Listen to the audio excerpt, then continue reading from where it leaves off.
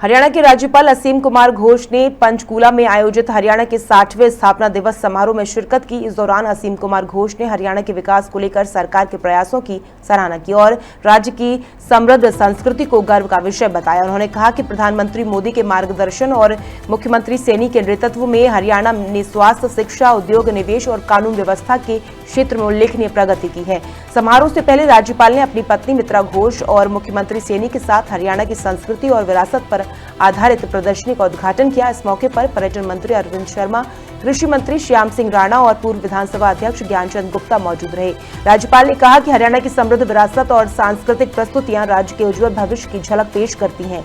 उन्होंने हरियाणा के विकास को जनता की मेहनत और उद्यमशीलता का परिणाम बताया। समारोह में मुख्यमंत्री सैनी ने राज्यपाल को पगड़ी, शॉल और स्मृति चिन्ह भेंट किया। वहीं राज्यपाल ने हरियाणा के राज्यगीत जय जय जय हरियाणा का लोकार्पण भी किया। The highest price for sugarcane is rupees 415 per quintal.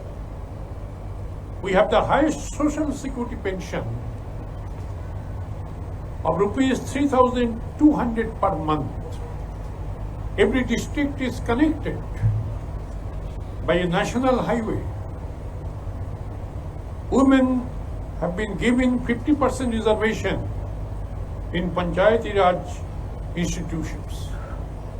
Friends, under the visionary leadership of our Prime Minister, Shri Narendra Modi ji, and the dedicated efforts of our Chief Minister, Shri Naib Singh Saini ji, the state has witnessed impressive progress in the fields of healthcare, education, industrial growth, investment promotion,